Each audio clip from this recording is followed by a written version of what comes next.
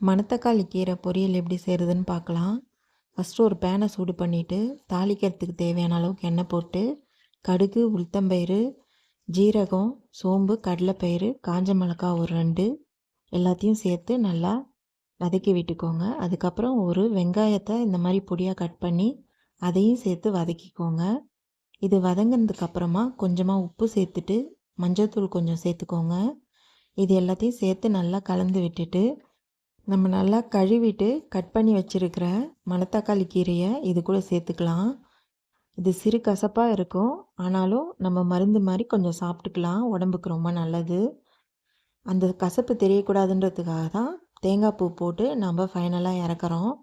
இப்போ பாருங்கள், தேங்காய் பூ போட்டு நல்லா கீரை வதங்கின உடனே நான் ஸ்டவ் ஆஃப் பண்ணிடுறேன். அவ்வளோதாங்க, மணத்தக்காளி கீரை பொரியல் ரெடி. நீங்களும் இந்த மாதிரி ட்ரை பண்ணி பாருங்கள். தேங்க்யூ.